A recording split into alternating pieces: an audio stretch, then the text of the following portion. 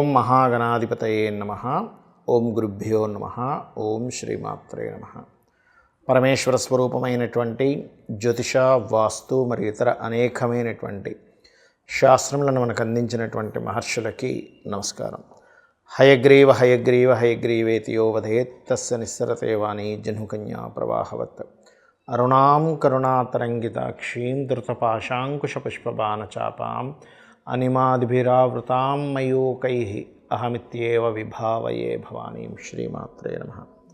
ప్రేక్షకులకి ఆ లలితాంబిక అమ్మవారి యొక్క అనుగ్రహం పరిపూర్ణంగా కలగాలని మనస్ఫూర్తిగా కోరుకుంటూ మనం ఈరోజు వార ఫలితాల్లో 9వ తేదీ నుంచి 15వ తేదీ వరకు 12 లగ్నాల వారికి, లగ్నం తెలియని వారు రాశిని చూసుకున్నాం. ఇక్కడ కన్ఫ్యూజన్ ఏమీ లేదు. ముందు లగ్నం చాలా ప్రధానం. ఎందుకంటే లగ్నం ప్రతి 2 గంటలకు మారిపోతుంది, రాశి ప్రతి 2.5 రోజులకు మారుతుంది. కాబట్టి లగ్నం తెలుసు అనుకోండి, లగ్నం నుంచే చూసుకోండి. లగ్నం తెలియదండి, మా వాళ్ళు ఎవరు నోట్ చేయలేదు టైం అనుకునేవారు రాశి నుంచి చూసుకోవచ్చు, ఏం అభ్యంతరం లేదు. ఎందుకంటే రాశి ఈజ్ మైండ్, మన మైండ్ పరంగా కూడా మనం వెళ్తూ ఉంటాం జీవితం అనేది. అయితే ఇక్కడ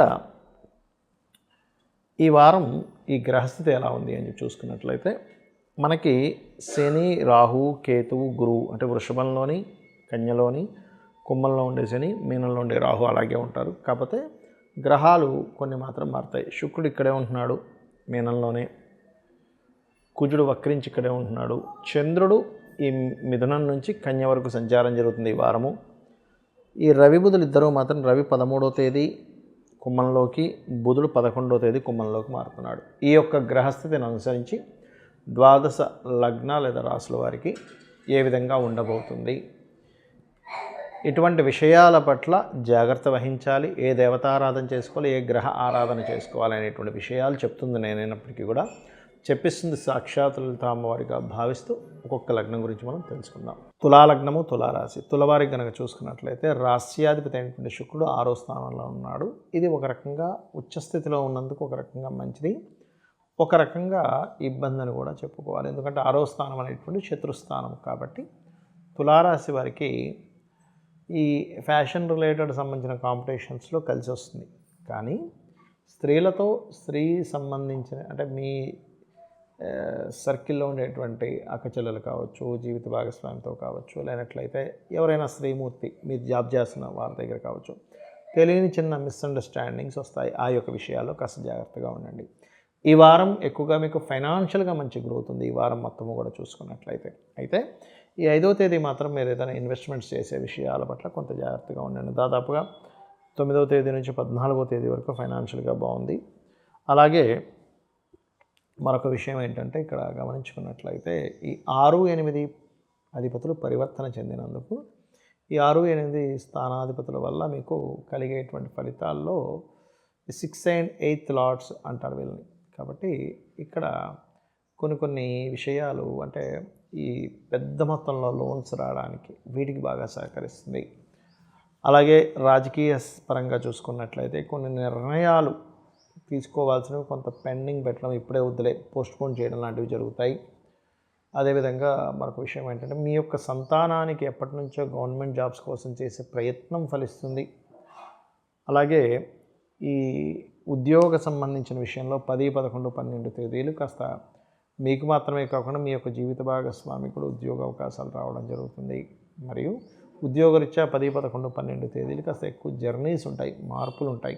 10, 11, 12 తేదీలు చేస్తున్న ఉద్యోగాలను వాళ్ళే ఎక్కడికైనా తీసుకెళ్ళమని అడగడం లాంటివి జరుగుతూ ఉంటాయి. అంటే మీ చేస్తున్న ఉద్యోగాలను వాళ్ళే ఎక్కడికైనా మిమ్మల్ని పంపించడం అనేటువంటి చూపిస్తుంది. మరియు 12వ స్థానంలో కేతు ఉన్నాడు. కాబట్టి ముఖ్యంగా 15వ తేదీ ఎటువంటి ఇన్వెస్ట్మెంట్స్ చేయకండి.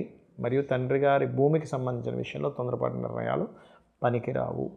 అలాగే ఉపాసన చేసేటువంటి విషయాల్లో ముఖ్యంగా గోశాలకు వెళ్ళి గోవులకి బెల్లము, పిడికెళ్ళి బెల్లము, గోధుమ రవ్వ తినిపించండి. దానివల్ల ఏమవుతుందంటే మీరు తీసుకునేటువంటి నిర్ణయాలు సరైన నిర్ణయాలు అవుతాయి. దాంతోపాటు కాళికా అమ్మవారి యొక్క ఆరాధన చేయండి, అన్ని విధాలా మీకు బాగుంటుంది. ఈ వీడియోలో ముఖ్యంగా 3 ముఖ్యమైనటువంటి విషయాల కోసం నేను మీకు చెప్పనున్నాను. చాలామంది వీటి గురించి భయపడిపోతూ ఉంటారు. అదేమిటంటే 1 ఏలినాడు శని, 2వది కాలసర్ప దోషం ఉందనేటువంటి దాంతో, 3వది వాళ్ళు ఏమి చేపట్టినా సరే కలిసి రావట్లేదు. ఏమిటి ఇన్ని సంవత్సరాలు ఇంతేనా అనేటువంటి ఈ 3టికి ఈరోజు నేను మీకు పరిష్కారం చెప్తాను. 1 ఏలినాటి శని లేదా అర్ధాష్టమ శని, అష్టమ శని గుర్తుపెట్టుకోండి. దీని గురించి మీరు పెద్దగా బెంగపడకండి. ఎందుకు అంటే ఏలినాటి శనిలోనే నేను మీకు రుజువు చూపించగలుగుతా. ఏలినాటి శనిలోనే అద్భుతమైన స్టేజెస్కి వెళ్ళి వాళ్ళు ఉన్నారు, సీఎంలు అయ్యారు, పీఎంలు అయ్యారు. మనం చాలాసార్లు చెప్పాం. మోడీ గారు కూడా ఏలినాటి శనిలో ఆయన వృశ్చిక రాశి, ఏలినాటి శనిలో ఆయన పీఎంగా కూడా కొనసాగారు. ఇప్పుడు అర్ధాష్టమ శని కూడా నడుస్తుంది. అలాగే స్వర్గీయ ఎన్టీ రామారావు గారు కావచ్చు, అనేకమైన వారు, నారా చంద్రబాబు నాయుడు కావచ్చు, మొన్నటి వరకు ఉన్నటువంటి జగన్ కావచ్చు, ఆయన అష్టమ శనిలోనే అయ్యారు. ఇట్లా రకరకాల ఉన్నాయి. అయితే ఒకటి ఇక్కడ నేను మీకు ఈ ఉదాహరణ ఎందుకు చెప్తున్నానంటే, కేవలం శ్రమనిస్తాడు కానీ మీ విజయానికి ఎక్కడ ఆపడు.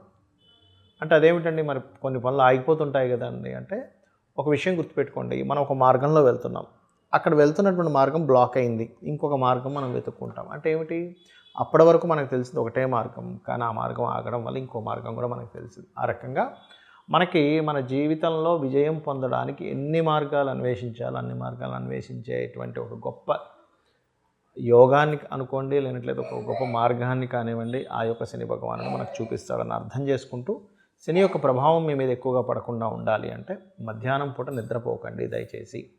ఏజ్డ్ పర్సన్స్ లేదా చిన్నపిల్లలు, స్త్రీలకి సంబంధం లేదు. యువకులు మాత్రం అసలు నిద్రపోతే శని ప్రభావం పెరుగుతుంది. వీలైతే శని భగవానుడికి శనివారం తైలాభిషేకం చేయండి. బెల్లము గోవుకు తినిపించండి. ఆంజనేయ స్వామి ఆలయం కానీ, సుబ్రహ్మణ్యేశ్వర స్వామి ఆలయానికి కానీ, లేదా మన నరసింహస్వామి ఆలయానికి కానీ వెళ్తుండండి, లేదా అమ్మవారి ఆలయానికి కానీ నిత్యము వెళ్తుంటే దీని ప్రభావం ఉండదు. ఇక రెండవది కాలసర్పదోషం. కాలసర్పదోషం అనేటువంటిది ఫస్ట్ నేను మీకు క్లారిటీ ఇస్తాను. కాలసర్పదోషం ఎలా చూడాలంటే, రాహు కేతువులకి మధ్యలో, అంటే ఇప్పుడు చూడండి, ఇప్పుడు ఉదాహరణకి ఇక్కడ రాహు, ఇక్కడ కేతువు ఉన్నాడు. గ్రహాలన్నీ ఒకవైపు ఉండాలంటే అటువైపు కానీ, అంటే రాహుకేతువులకి ఈ 5 రాశుల్లో కానీ, లేదా ఈ 5 రాశుల్లో కానీ ఉండాలి. రాహుకేతువులు ఎక్కడున్నా మీ జన్మజాలం, దాన్ని కాలసర్పదోషం అంటారు. అయితే ఈ కాలసర్పదోషం కూడా కాలానికి, అంటే కాలంలో ఏం జరుగుతుందంటే, ఒక దేశంలో యుద్ధం వస్తుందా, కరువు వస్తుందా, లేనట్లయితే ఆర్థికంగా బాగా పుంజుకుంటుందా, అంటే బాగా పైకి లేస్తుందా, లేకపోతే కింద పడిపోతుందా, భూకంపాలు వస్తాయని చెప్పేదాన్ని కాలసర్పదోషం చూడమన్నారు. పర్సనల్ చార్ట్కి ఎక్కడా చూడకండి దయచేసి. ఎందుకంటే గొప్ప గొప్ప వాళ్ళు ఉన్నారు. 140 మంది ప్రెసిడెంట్లు ఉన్నారు ప్రపంచ దేశాల్లో కాలసర్పదోషం ఉన్నవాళ్ళు.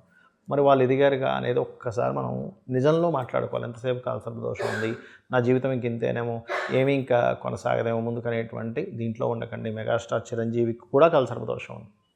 అంటే మనం ఇక్కడ ఎందుకు చెప్తున్నా అంటే, ఉదాహరణ, అంత గొప్ప వ్యక్తులుగా అయినప్పుడు మనం ఎందుకు ఆగిపోతాము, జీవితంలో ఏమీ ఆగిపోము అనేటువంటి దాన్ని ఫస్ట్ మీరు మైండ్లో పెట్టుకోండి. ఒకవేళ మీకు అంతగా కనుక అమ్మో కాలసర్పదోషం ఉందని మీకు ఎక్కడో ఇంకా లోపల ఉంటే, చక్కగా కాళహస్తికి వెళ్ళి ఆ పరమేశ్వరుని దర్శనం చేసుకోండి. అక్కడ ఎలాగో మనకి రాహుకేతులు పూజలు చేస్తుంటారు. ఆ రాహుకేతు పూజ కూడా అక్కడ చేయించుకుని ఎటువంటి దోషము మీకు ఉండదు, ఎటువంటి సర్పదోషాలున్నా తొలగిపోతాయి. ఇక మూడవది, చాలామంది ఎన్నో పూజలు చేస్తుంటారు కానీ ఏమీ కలిసి రావట్లేదని బాధపడుతూ ఉంటారు. దానికి కారణం ఏమిటి అంటే, మీరు చేస్తున్నటువంటి ఒక మంత్ర జపము. ఏమిటది అంటే, ఎప్పుడు ఏమీ కలిసి రావట్లేదు అనే మంత్రమే మీకు అది మంత్రంగా మారి ఏమీ కలిసి రాకుండా చేస్తుంది. గుర్తుపెట్టుకోండి. ఎవరు కలిసినా సరే, ఎన్నో పూజలు చేస్తున్నాను ఏమీ కలిసి రావట్లేదు, ఏం చేసినా కలిసి రావట్లేదు, అది మంత్రంగా మారుతుంది. గుర్తుపెట్టుకోండి. అలా కాకుండా నేను ఎన్నో ట్రయల్స్ వేస్తున్నాను, ఎంతో ఓపికగా ట్రయల్స్ వేస్తున్నాను అనుకోండి పాజిటివ్గా. అంటే ఒకటి చేసాము కలిసి రాలేదు, సరే నేను అక్కడితో ఆగిపోలేదు. ఇప్పుడు 2 విషయాలు ఉంటాయి గుర్తుపెట్టుకోండి. ఒకే సంఘటనని 2గా ఆలోచించవచ్చు. ఎలాగా, ఏం చేసినా కలిసి రావట్లేదని నెగిటివ్గా ఆలోచించవచ్చు, కానీ నేను అందరిలో ఆగిపోలేదు, ఏది కలిసి వస్తుందో అన్వేషణలో ఉన్నాను పాజిటివ్గా ఆలోచించవచ్చు. అంటే ఎక్కడ నేను ఆగిపోలేదు, ఇది చేశాను కలిసి రాలేదు, వెంటనే ఇంకోటి మొదలుపెట్టాను, అది చేశాను నాకు కలిసి రాలేదు, మళ్ళీ ఇంకోటి మొదలుపెట్టాను అనేటువంటి ధోరణిలో వెళ్తే మీకు ఆత్మవిశ్వాసం పెరుగుతుంది. అలా కాకుండా అమ్మో నేను ఏం చేసినా కలిసి రావట్లేదు. కొంతమంది షాప్స్ బిజినెస్ నడిపిస్తుంటారు, నేను నిలబడి ఉన్నాను. ఇప్పుడు 2 విషయాలు చూడండి. అబ్బా నాకేమి నష్టమైపోతుందని నేను కురింగిపోతున్నాను వేరు, నేను నిలబడి ఉన్నానని చెప్పి ఆలోచించడం వేరు. కాబట్టి ఇలా ఉండండి. ఒకటి, ఏమి చేసినా మీకు కలిసి రావట్లేదు అంటే ఒకటే గుర్తుపెట్టుకోండి, మీరు నిత్యము చేయవలసింది గోసేవ, నిత్య దీపారాధన కనుక చేసినట్లయితే ఖచ్చితంగా పూర్వ వైభవాన్ని తెచ్చిపెడుతుంది నిత్య పూజ అని చెప్తూ ఉంటారు శాస్త్రంలో. కాబట్టి అది చేయండి. మరొకటి ఏంటంటే, నిత్యము లలితా సహస్రనామాల యొక్క శ్రవణము లేదా పఠనము చేయండి. ఇవాళ రేపు అందరికీ అప్పులు, ఫైనాన్షియల్ ప్రాబ్లమ్స్ ఉంటాయి. దానికి పర్టికులర్గా ఓం అపర్ణాయే నమః అనే నామాన్ని నిత్యము జపించండి. ఖచ్చితంగా అమ్మవారి యొక్క అనుగ్రహంతో మీ యొక్క అప్పుల బాధలు తొలగుతాయి. అదేవిధంగా ఓం సంపత్కరీ సమారూఢ సింధుర వ్రజ సేవితాయే నమః అనే నామస్మరణ చేయండి. 100% మీరు ఏదైతే ఇప్పుడు ఫైనాన్షియల్గా ఇబ్బంది పడుతున్నారో తగ్గుతుంది. దాంతోపాటు ఇళ్లల్లో చాలామంది వాస్తుపరంగా ఉత్తరం వైపు డార్క్ కలర్స్ వేస్తుంటారు, లేనట్లయితే గ్రీన్ కలర్, మన రెడ్ కలర్స్ లాంటివి ఎక్కువగా వేస్తుంటారు, ఎల్లో కలర్స్ వేస్తుంటారు. ఉత్తరంలో ఆ కలర్ వేయకండి. ఇంటి లోపల వైపు పూర్తిగా ఉత్తరం గోడకు వైట్ కలర్ ఉండేలా చూసుకోండి. ఇలా కొన్ని వాస్తుకు సంబంధించిన దోషాల వల్ల కూడా మీకు ఫైనాన్షియల్ ఇబ్బంది వస్తుంటుంది. వేస్టేజ్ జోన్లో తీసుకెళ్ళి మనీ పెట్టడము, గెయిన్స్ అండ్ ప్రాఫిట్ జోన్లో పెట్టాలంటే నైరుతి గదిలో వాయువ్య మూల పెట్టండి, ఖచ్చితంగా బాగుంటుంది. ఈ యొక్క విషయాలు మీరు తెలుసుకొని మీ యొక్క జీవితాన్ని ఆనందంగా మార్చుకుంటారని చెప్పి కోరుకుంటూ శ్రీమాత్రే నమః.